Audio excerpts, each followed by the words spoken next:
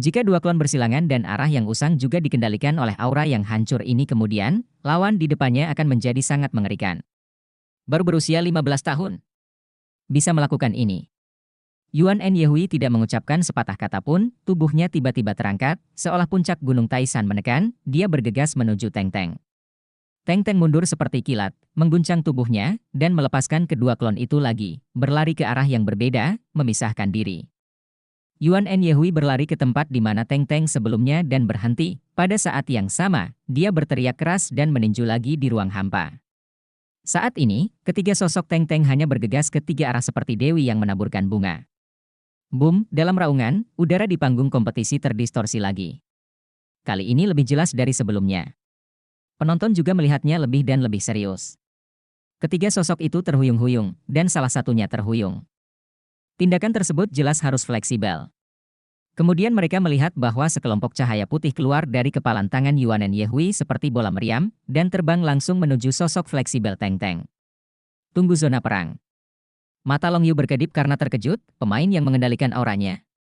Sistem serangan kekuatan awalnya menahan sistem serangan gesit. Seorang master roh sistem serangan kekuatan dapat mengontrol perubahan aura dan memanfaatkannya. Untuk master jiwa sistem serangan gesit, itu pasti bencana. Tidak ada keraguan bahwa kekuatan Yuan N. Yehui ini lebih kuat daripada master roh-roh malaikat suci hari itu. Melonjak di udara, ketika meriam udara Yuan N. Yehui akan datang, cincin roh kedua di tubuhnya menyala, dan kemudian orang itu menghilang begitu saja. Seseorang dengan mata yang tajam melihat bayangan di tanahnya masih ada, dan dia menjadi lebih fleksibel, bergerak cepat ke samping. Bayangan tersembunyi, kemampuan roh kedua. Mata Yuan N. Yehui bergerak, dan itu adalah pertama kalinya dia melihat kemampuan roh yang aneh, tidak diragukan lagi. Master roh perang tipe serangan yang gesit bernama Teng Teng ini cukup baik dalam hal kecepatan dan kemampuan bertahan hidup. Kamu sangat kuat, kalau begitu, aku harus mengerahkan seluruh kemampuannya. Suara Teng Teng datang, sosoknya terbang menuju kejauhan dengan kecepatan super tinggi, jarak penuh lebih dari 100 meter dari Yuan N. Yehui, di tanah bayangannya berubah kembali ke tubuh lagi, sementara klon di dua sisi lainnya menghilang saat ini. Potongan baju besi abu-abu terbang keluar darinya saat ini, dan dengan cepat menimpanya. Armor abu-abu itu memiliki pola perak samar, yang tidak terlihat begitu menyilaukan, tapi memiliki perasaan yang tenang. Lawan baju besi? Ya, kata baju perang. Di antara 8 raja surgawi dari Akademi Monster, kecuali Dai Yun Er, yang sedang berkultivasi, mereka semua adalah master baju besi satu kata. Setelah beberapa perkelahian tentatif dengan Yuan N. Yehui, Teng Teng membuat penilaian yang jelas bahwa dengan kekuatannya sendiri, akan sangat sulit untuk mengalahkan lawan ini. Kemampuan lawan untuk menahannya terlalu kuat. Agar tidak mengulangi kesalahan yang sama, seperti Hualantang tidak tahu bagaimana harus kalah, dia langsung memilih untuk melepaskan baju perangnya. Faktanya, sebagai salah satu dari 8 raja di Akademi Monster, wajahnya menjadi panas saat dia melepaskan armor perang. Tidak peduli apa Su Mu saat dia kalah dari Tanggulin, setidaknya kata-katanya indah pada saat itu, dan diperlukan pertarungan yang adil. Itu berumur 5 tahun, dan dia melepaskan baju perang untuk memakainya, bahkan jika baju besi itu adalah bagian dari kekuatannya sendiri. Tapi karena benturan dua perguruan tinggi terkuat di daratan, dia awalnya tidak adil. Namun, untuk menang, dia harus melakukannya. Hanya dengan cara ini kemenangan dapat dipastikan. Melihat potongan baju perang yang menutupi tubuh Teng Teng, Yuan N. Yehui tidak mencoba terburu-buru untuk menghentikannya, jaraknya terlalu jauh, dan kecepatan Teng Teng cukup cepat, bahkan jika dia ingin menghentikannya, dia tidak bisa melakukannya. Kemudian, Yuan N. Yehui mulai bersinar terang. Bola cahaya kuning bersinar di bahu, siku dan tangannya, juga di tengah dada dan pinggangnya. Potongan baju besi pertempuran kuning menutupi tubuh untuk sementara waktu, aura Yuan N. Yehui sendiri juga meningkat dalam kelipatan geometris.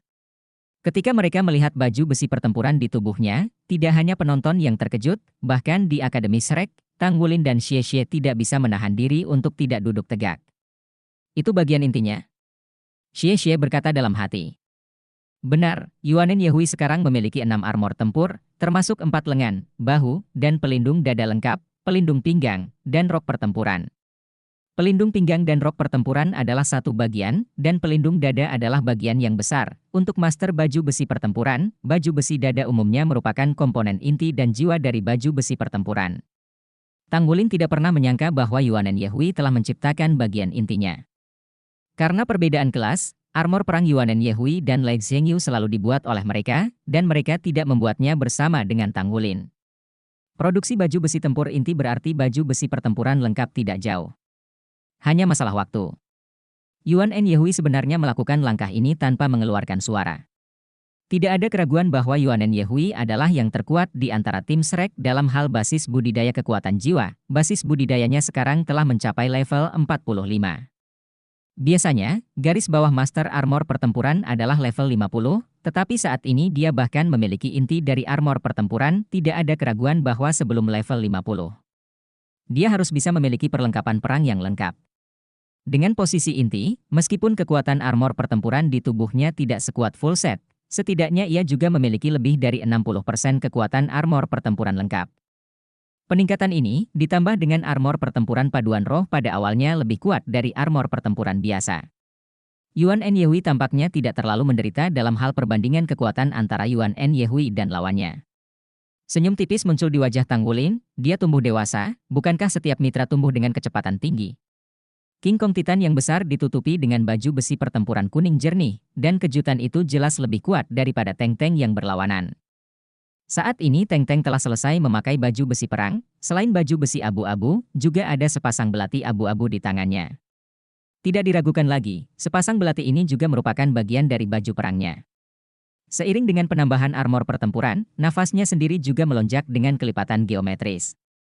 Dia tidak melepaskan kemampuan jiwanya sama sekali, samar-samar, udara di sekitar tubuhnya tampak sedikit bergetar, yang disebabkan oleh getaran frekuensi tinggi yang dilepaskan oleh armor tempurnya sendiri. Detik berikutnya, Teng-Teng pindah. Dengan bertambahnya armor tempur satu kata, kecepatannya hampir gila. Pada jarak lebih dari 100 meter, itu hampir menghilang dalam sekejap. Cincin roh pertama berkedip pada saat yang sama, dan sepasang belati telah dipotong saat tubuhnya bergerak dengan kecepatan tinggi. Di luar, Shadow Slash. Jika itu adalah Shadow Slash dalam keadaan normal, kekuatannya sebenarnya sama, bagaimanapun juga, itu hanya kemampuan roh pertama. Tapi kali ini berbeda dengan bertambahnya armor pertempuran satu kata, peningkatan senjata yang melekat pada armor pertempuran dan efek kecepatan super tingginya sendiri. Shadow Cut ini langsung memotong kekosongan dengan jeritan yang menusuk, dan itu aslinya di depan Yehui. Kecepatannya sangat cepat sehingga Yuan Yehui bahkan tidak punya waktu untuk mengangkat lengannya. Dalam sistem serangan sensitif, serangan adalah yang paling menakutkan. Namun, pemandangan tak terduga muncul. Armor pertempuran di tubuh Yuan Yehui tiba-tiba berubah cahaya, dan kuning asli tiba-tiba berubah menjadi hitam, dan kemudian seluruh tubuhnya tampak seperti kepingan asap hitam. Di udara, awan kabut hitam langsung meluas, menutupi sebagian besar medan perang, membuat penonton di luar tidak mungkin melihat situasinya. Yuan Yehui juga menyusut karena sosoknya yang instan, menghindari pukulan Teng-Teng yang tak terhindarkan. Apa ini? Hati Teng-Teng kaget. Saat ini dia hanya merasa seolah-olah berada di rawa, dan dia tidak bisa melihat sekeliling. Bidang. Namun, ini jelas bukan sistem yang sama dengan kemampuan roh sebelumnya. Jiwa kembar. Long Yu di zona tunggu hampir mengucapkan 4 kata ini pada saat yang sama dengan Fang Er yang sedang menjelaskan. Ya, adalah apa yang disebut para pengamat jelas. Mereka semua melihat bahwa pada saat teduh muncul, sepasang sayap gelap menyebar dari belakang Yuan Yehui, dan warna baju perangnya berubah sesuai. Hitam, bahkan rambut merah tua panjang menjuntai ke bawah, memulihkan tubuh perempuan. Semua perubahan ini begitu cepat sehingga sebagian besar penonton tidak melihatnya dengan jelas. Tapi jiwa bela diri kembar Fang Er masih mengejutkan mereka. Ada banyak legenda tentang roh kembar. Apakah mereka berada di Real Master Jiwa Benua-Benua Do Luo atau Real Master Jiwa Benua Bintang Luo? Tetapi tidak mungkin bagi kebanyakan orang untuk melihat roh kembar. Pada saat ini, Yuan Yehui ternyata adalah jiwa bela diri kembar. Bagaimana mungkin tidak mengejutkan? Di bawah langit yang gelap, energi internal jelas berfluktuasi dengan hebat, tetapi dunia luar tidak dapat melihat situasi di dalam. Long Yu sudah mengerutkan kening. Bab 657 tekanan. Dia awalnya tidak mengerti mengapa guru roh cincin 4 bisa memilikinya armor tempur inti, tetapi ketika Yuan Yehui menampilkan roh kembar, dia mengerti. Kekuatan jiwa dari Master Jiwa Roh Kembar jauh lebih kuat daripada Master Jiwa pada level yang sama. Ini adalah prioritas utama untuk mendukungnya dalam menempa armor tempur inti yang sukses. Memiliki sebagian besar kemampuan dari armor perang satu kata, ditambah dengan peningkatan roh kembar. Kemudian, jarak antara dirinya dan Teng-Teng tidak sebesar yang diperkirakan sebelumnya. Terlebih lagi, jiwa bela dirinya jelas lebih kuat dari Teng Teng. Di langit yang gelap, reaksi pertama yang dilakukan Teng Teng adalah bergerak dengan kecepatan tinggi, mencari satu arah, dan setelah melepaskan skill jiwa tersembunyi, dia bergegas pergi. Anda harus keluar dari langit yang gelap ini dulu. Jika tidak, saya akan menjadi terlalu pasif. Langit yang gelap memiliki banyak batasan pada kecepatannya, dan yang lebih penting, itu membatasi indranya, tidak dapat menilai lawan, bagaimana pertempuran seperti itu bisa berlanjut. Tentu saja, dia tidak merasa khawatir sama sekali di dalam hatinya, lagi pula, ada armor perang di tubuhnya. Saat dia dievakuasi dengan cepat, perisai yang menempel pada armor itu dilepaskan untuk melindungi tubuhnya. Bang! Dengan raungan, Teng Teng merasakan seluruh tubuhnya bergetar. Tapi dia tidak terkejut tapi senang. Itu mengenai perisai pemandu jiwa, yang berarti selama dia berjalan di sepanjang perisai di panggung kompetisi, bahkan jika lawan memiliki kemampuan menipu di langit yang gelap, dia tidak akan bingung. Bagaimanapun, langit gelapnya tidak bisa menutupi seluruh platform kompetisi berdiameter 500 meter. Akibatnya, Teng Teng bergerak dengan kecepatan tinggi lagi, dan bergerak cepat di sepanjang tepi perisai, dan pada saat yang sama, meningkatkan indranya secara maksimal. Perhatikan gerakan lawan. Begitu ada serangan, dia akan merespon secepatnya. Saat ini, langit gelap di mata penonton berubah menjadi situasi lain. Sesosok naik ke langit, mengepakkan sayapnya yang gelap dan muncul di udara. Dibandingkan dengan gaya biasa-biasa saja sebelumnya, dampak visual yang dibawakan oleh Yuan N. Yehui kepada penonton yang menunjukkan warna aslinya kali ini benar-benar menakjubkan. Rambut merah tua panjang tersebar di belakang kepalanya, tubuhnya ditutupi dengan baju besi hitam, sepasang paha lurus dan ramping terbuka, dan celana ketat tepat di atas lutut. Ada cahaya jahat di matanya, tapi dengan kilatan sosoknya, dia mencapai tepi langit yang gelap. Kemudian penonton melihat bahwa cincin roh kedua dan ketiga di Yuan N. Yehui sekarang bersinar. Sebuah pedang sihir ungu tua muncul di tangannya dengan peningkatan armor tempur. Pedang sihir ini memiliki panjang 6 kaki, dan panjang cahaya pedang lebih dari 10 kaki, memancarkan fluktuasi elemen gelap yang berat. Di saat yang sama, sayapnya tiba-tiba membesar dan penampilannya sedikit berubah. Armor pertempuran hitam di tubuhnya berangsur-angsur berubah menjadi lavender, dan bahkan tubuhnya terus bertambah tinggi, tidak berhenti sampai 2,5 meter. Turun. Kecantikan yang diperbesar. 5 kata ini sangat cocok untuk menggambarkannya. Kemampuan roh ketiga, malaikat jatuh datang. Memegang pedang iblis gelap dengan kedua tangan, peningkatan elemen gelap yang dibawa oleh malaikat jatuh menyerbu pedang iblis gelap dengan gila, dan pemandangan aneh muncul. Cahaya pedang tipis yang semula dibor dari pedang iblis gelap menyusut dengan cepat dan berubah menjadi ungu tua. Cahaya pedang pada akhirnya hanya lebih dari 1 kaki, tetapi bahkan jika itu berada di luar Soul Guiding Shield, penonton samar-samar bisa merasakannya. Tekanan horor. Sayap terbuka di belakangnya, dan tampaknya ada bintik-bintik cahaya hitam yang tak terhitung jumlahnya di udara yang menuju ke sayapnya. Detik berikutnya, Yuan N. Yehui turun dari langit, dan pedang sihir hitam itu tampak ditebas ke udara. Teng Teng bergerak dengan kecepatan tinggi, tiba-tiba matanya berbinar. Terburu-buru. Begitu seseorang menemukan dirinya keluar dari bahaya di bawah tekanan, dia secara tidak sadar akan bersantai sejenak. Teng Teng tidak terkecuali, tetapi ketika dia lega di dalam hatinya dan seluruh tubuhnya rileks, matanya tiba-tiba dipenuhi warna ungu. Yang dia lakukan hanyalah mengangkat belati di tangannya dan dengan cepat menangkis di depannya. Detik berikutnya, pedang sihir hitam yang penuh dengan fluktuasi elemen gelap yang mengerikan telah menebas sepasang pedang pendek yang melintasi dadanya. Dengan aritmatika mental dan tidak disengaja, seseorang siap menunggu, dan seseorang langsung rileks. Di antara keduanya, keputusan dibuat. Yuan N. Yehui melakukan yang terbaik dengan pedang ini, untuk menciptakan peluang bagi pedang ini, dia sebelumnya melakukan serangkaian kontrol di langit yang gelap. Tenaga, kecepatan, dan energi semuanya meledak dengan sempurna pada saat ini. Boom! Cahaya ungu muncul di mana-mana, dan dia terbang terbalik. Dalam hal kekuatan, bahkan jika dia memiliki 5 cincin, bahkan jika dia memiliki baju besi perang 1 kata yang lengkap, dia tidak dapat dibandingkan dengan Yuan N. Yehui. Terlebih lagi, ada injeksi elemen gelap yang menakutkan. Pada saat ini, Teng Teng hanya merasa seolah-olah telah jatuh ke dalam neraka yang gelap. Di bawah pengaruh kekuatan yang menakutkan itu, sepasang pedang pendeknya langsung mengenai dadanya ke arah yang berlawanan. Pedang iblis gelap menebasnya lebih parah lagi. Armor pertempuran abu-abu itu meledak dengan cahaya yang kuat, dan pola cahaya perak tampak hidup kembali. Tapi tabrakan instan itu terlalu ganas. Sehingga sepasang pedang pendek abu-abu dan armor tempur di dadanya semuanya muncul retakan halus. Perisai armor pertempuran asli pecah di bawah pengaruh momen itu. Melihat Teng Teng diretas lagi ke langit yang gelap, penonton menjadi gempar. Jika kami mengatakan bahwa kompetisi sebelumnya antara Monster Academy dan anggota Akademi Shrek gagal karena mereka tidak merilis armor pertempuran lengkap. Nah, sekarang sudah tidak ada alasan lagi. Armor pertempuran satu kata lengkap dilepaskan, dan dia mengambil inisiatif untuk menyerang, tapi ini masalahnya. Semua orang bisa melihat bahwa situasi Teng Teng sangat buruk. Pedang Yuanen Yehui sangat menyegarkan, sehingga sosok di langit berubah menjadi cahaya ungu. Dia tidak mengejar, tetapi tetap di udara, mengingat perasaan pedang sebelumnya. Dia berani mengatakan bahwa ini pasti pedang terkuat yang pernah dia buat dalam hidupnya. Kedatangan malaikat jatuh dan ledakan penuh pedang iblis hitam, ditambah peningkatan kekuatan roh, dan baju besi tempurnya sendiri. Ini adalah serangan terkuat yang bisa dia lakukan, dan erosi serta daya hancur dari elemen gelap telah dimainkan sepenuhnya.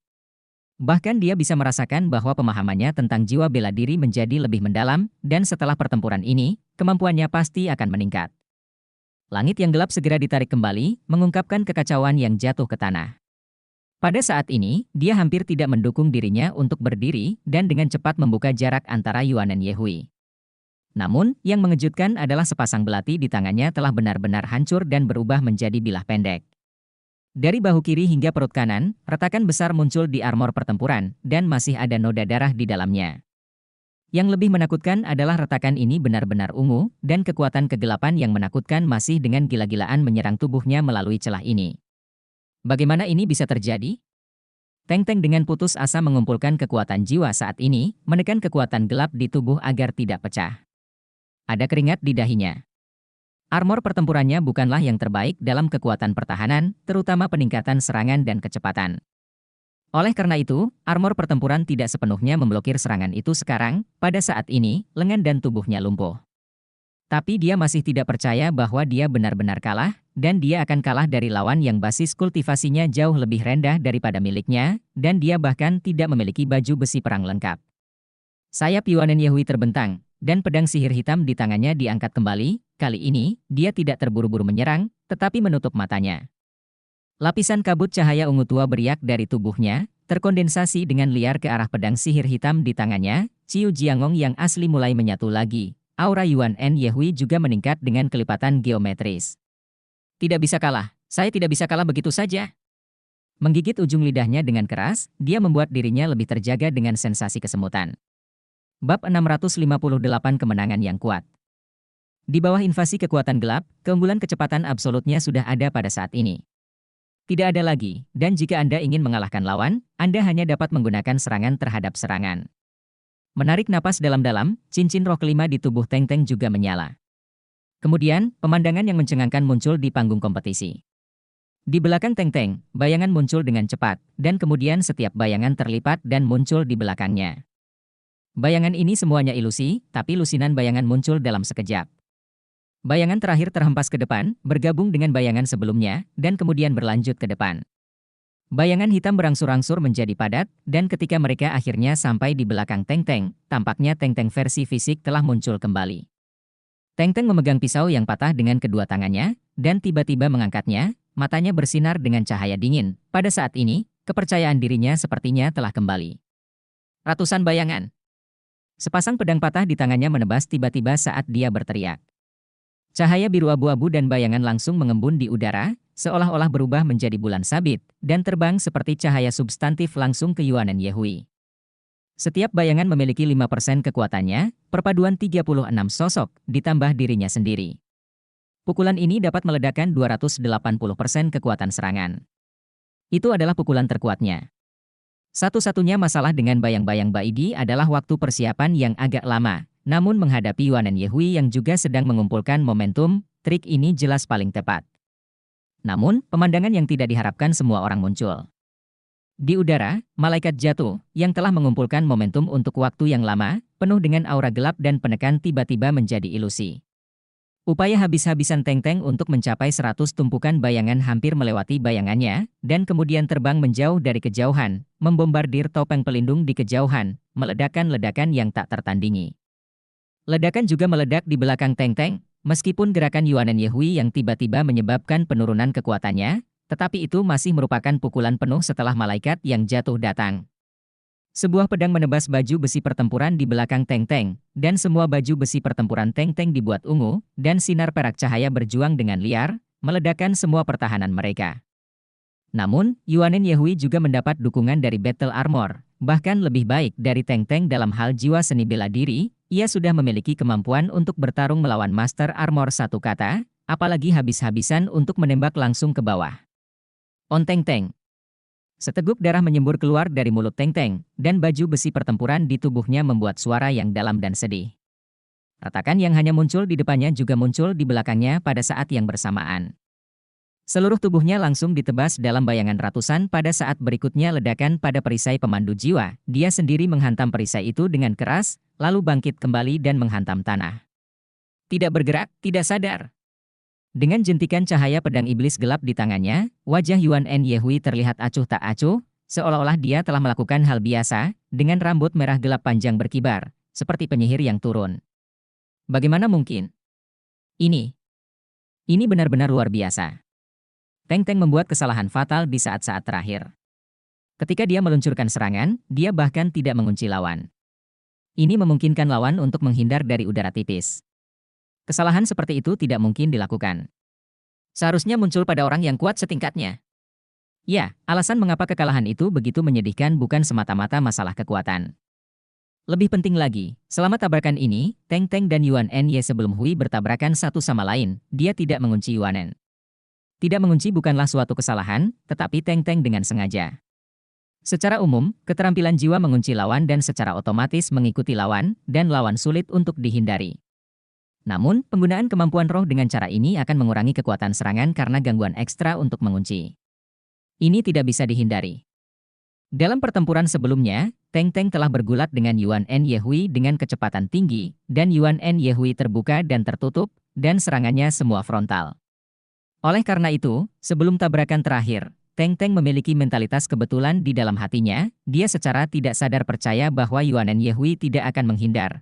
Semua orang mengumpulkan momentum, dan tentu saja itu adalah tabrakan dengan seluruh kekuatannya. Tetapi dia tidak menyangka bahwa pengalaman tempur Yuanen Yehui sangat kaya, dan dia segera merasa bahwa dia tidak terkunci, dan dengan tegas menghentikan momentumnya. Pada saat yang sama, Teng Teng tidak menyangka kecepatan Yuanen Yehui begitu cepat. Dia bahkan tidak tahu bahwa jiwa bela diri malaikat jatuh itu sendiri adalah roh bela diri dengan serangan yang kuat dan sensitif. Terlebih lagi, Yuanen Yehui juga merupakan murid sekte Tang, hantu dia akan mengikuti bayang-bayang. Meskipun rangkaian perubahan ini terjadi antara lampu listrik dan batu api, itu juga menyebabkan akhir tragis Teng Teng. Raja bayangan Teng Teng, kalahkan. Kegagalan.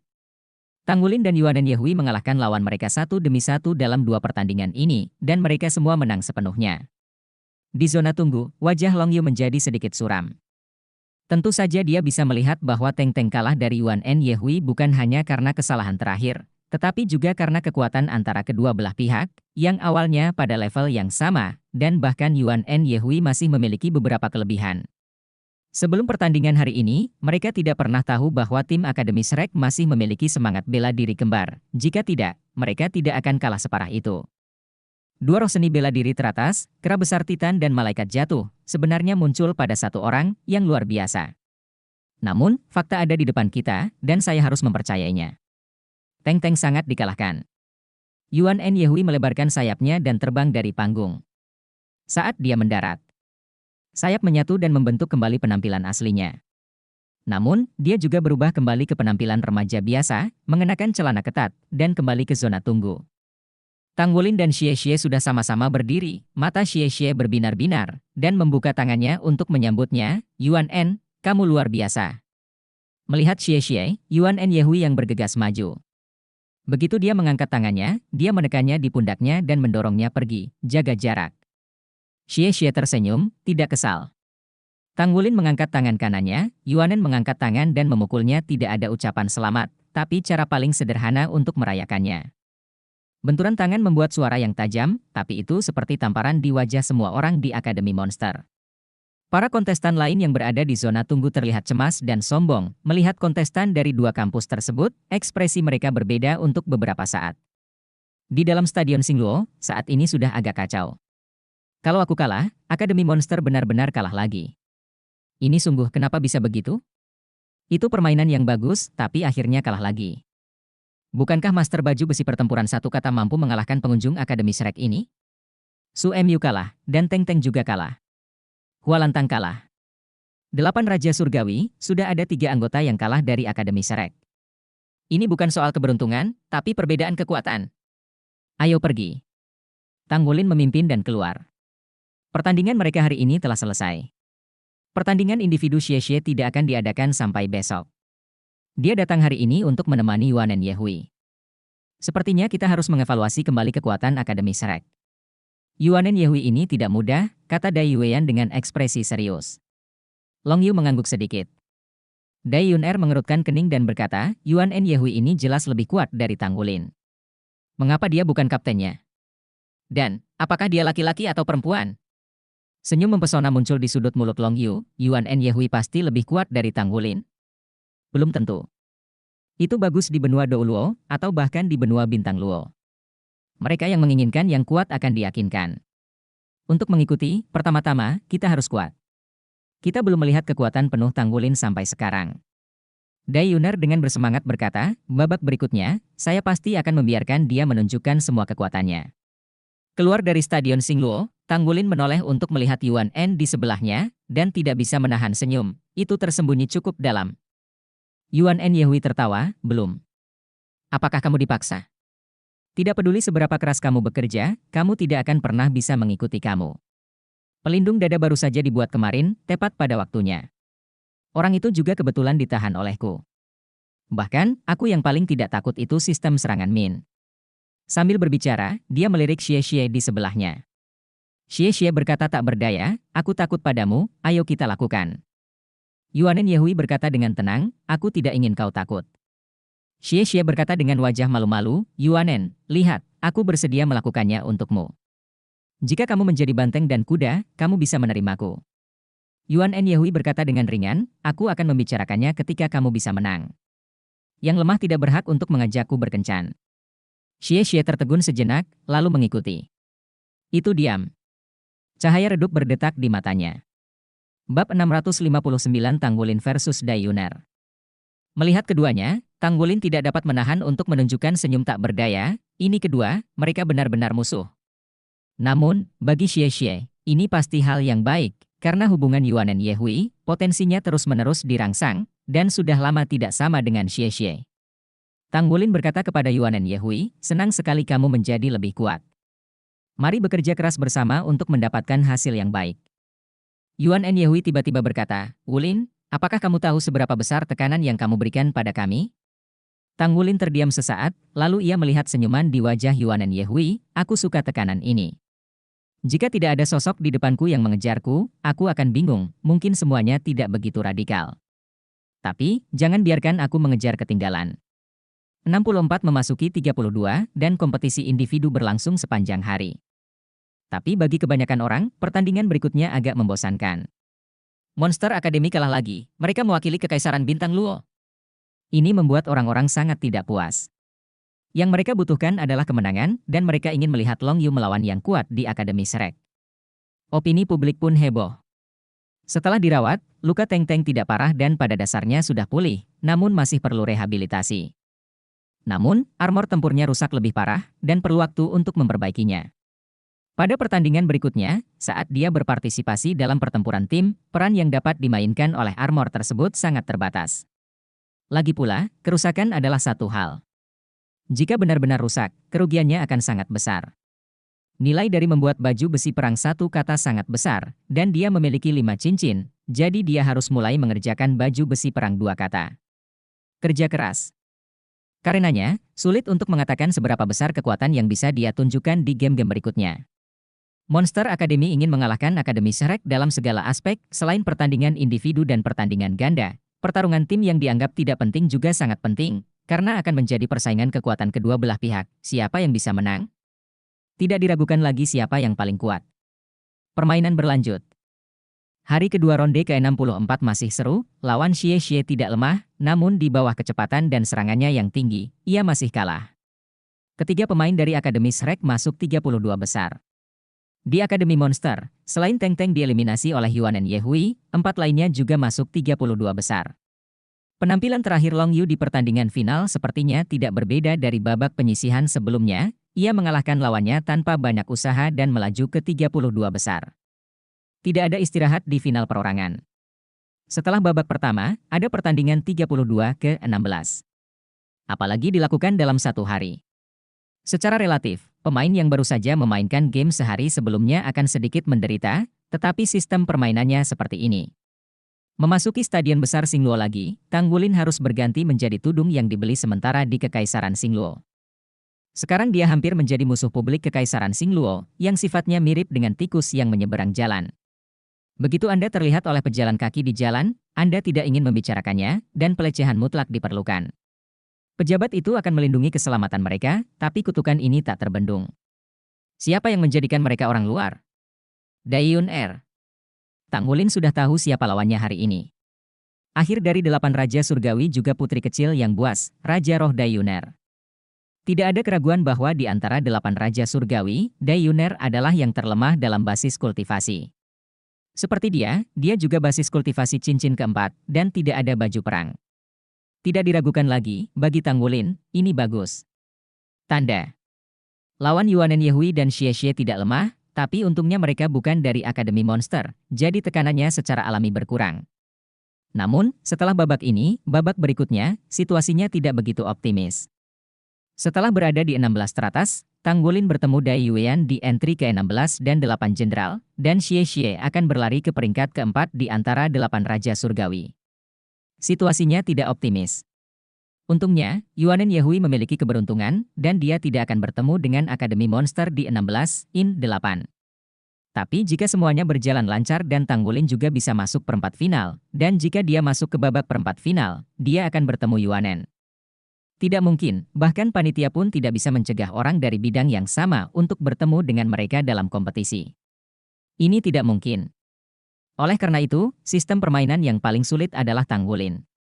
Mereka bertiga berjalan ke zona tunggu bersama, dan Tang Wulin melepas kerudungnya dan mengungkapkan warna aslinya. Orang-orang dari Akademi Monster sudah tiba. Begitu dia melihatnya muncul, Daiyun Er melompat dari kursinya dan mendatangi Tang Wulin dalam 3 atau 2, menghalangi jalannya.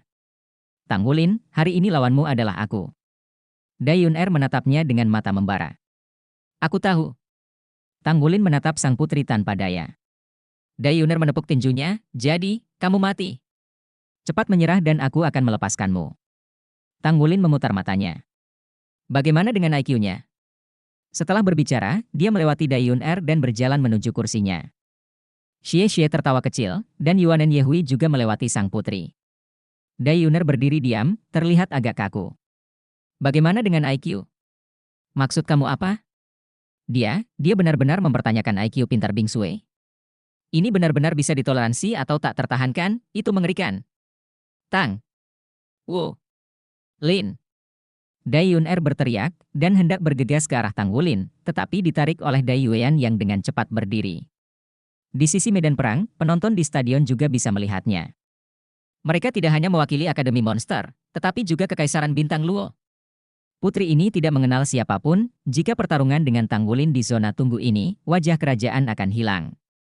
Namun, bahkan jika Daiyun Er diseret, teriakan yang baru saja dia tangkap dari penonton di tribun.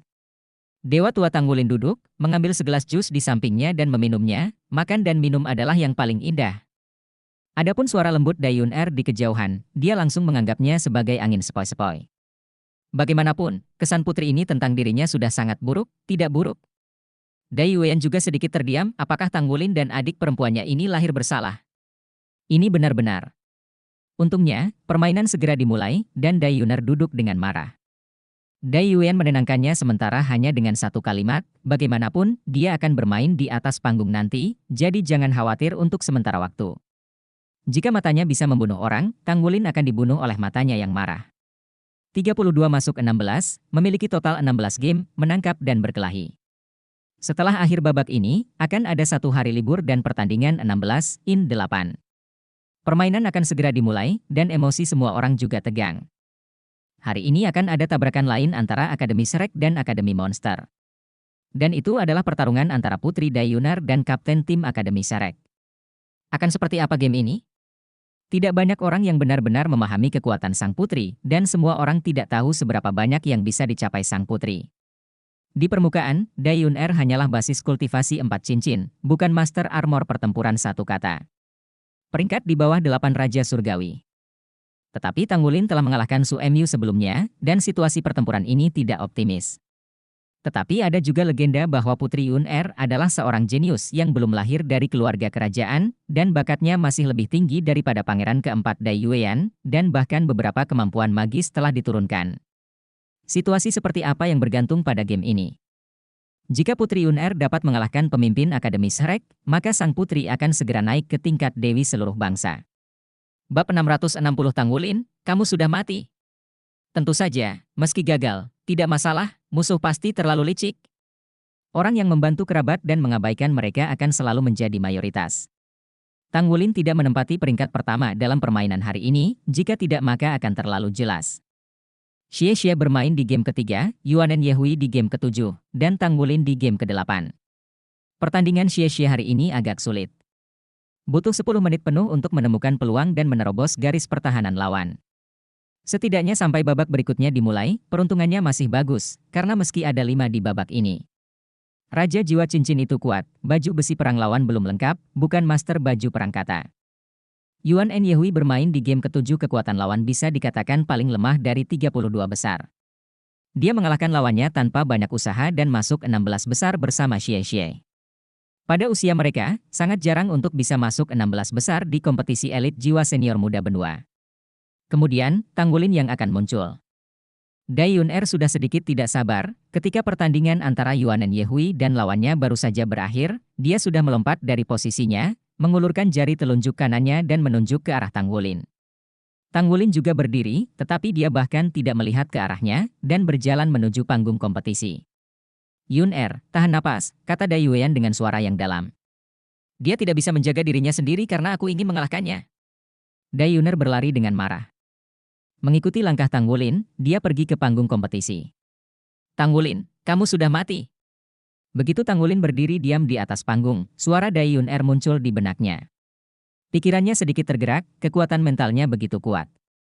Itu mampu mengirimkan suara secara langsung melalui kekuatan mental. Meskipun dia tampak sangat tidak peduli dengan Dai Yun-Er di permukaan, pada kenyataannya, dia tidak memiliki penghinaan sedikit pun di dalam hatinya. Putri ini bisa menjadi salah satu dari 8 Raja Surgawi, pasti bukan hanya karena dia seorang putri.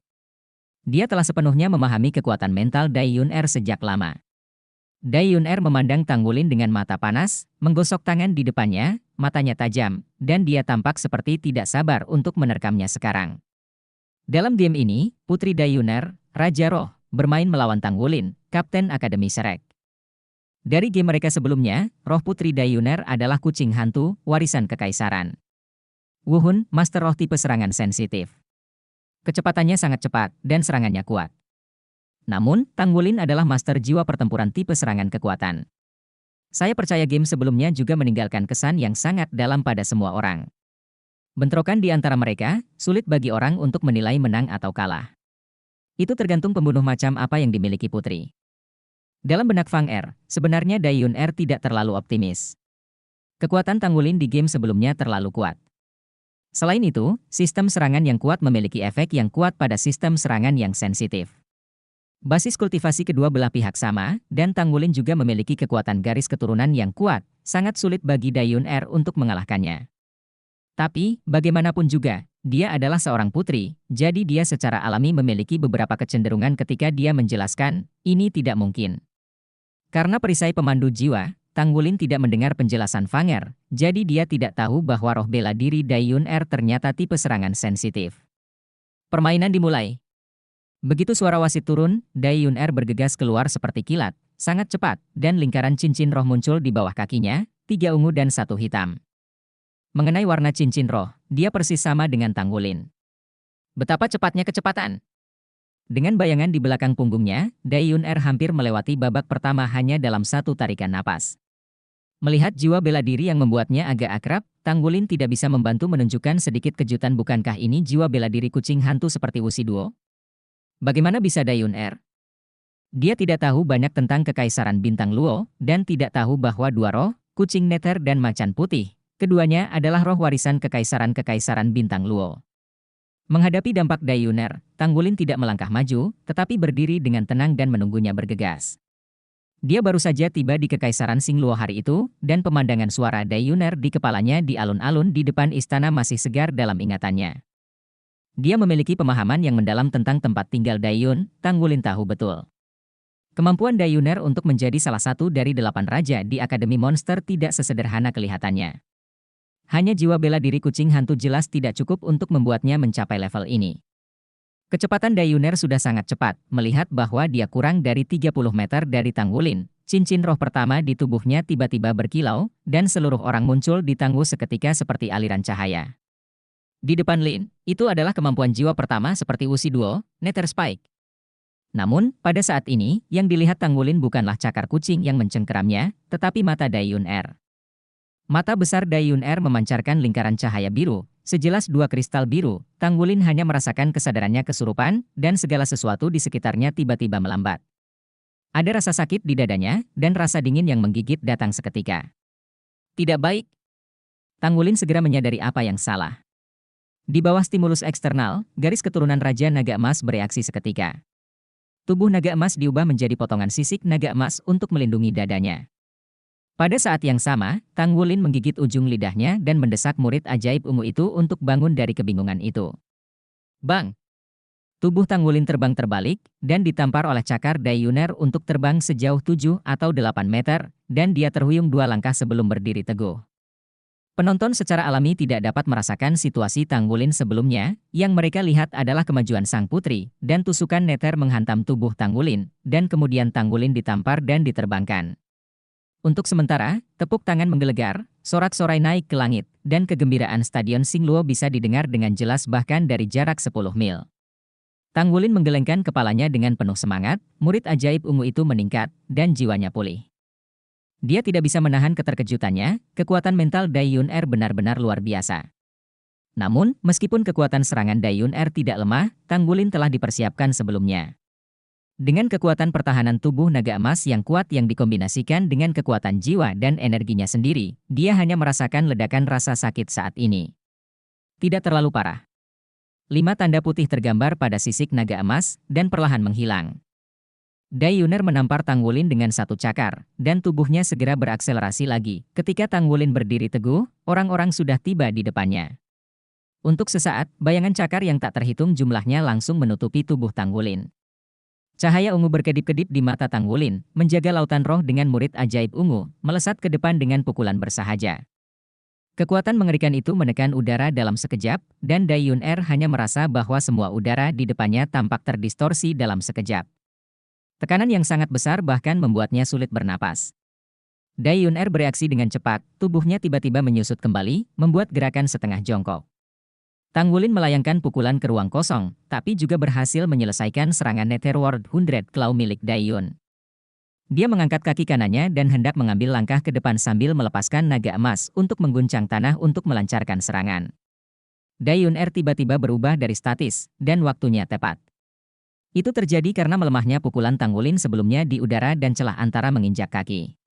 Hanya ada celah sesaat di antara keduanya, dan napasnya langsung menjadi ilusi, dan cahaya suram melintasi celah dan langsung menuju ke Tanggulin. Tanggulin benar-benar terkejut saat ini. Dia mengambil kesempatan ini dengan sangat baik, tetapi dia dapat menangkapnya bahkan di saat-saat tidak mampu.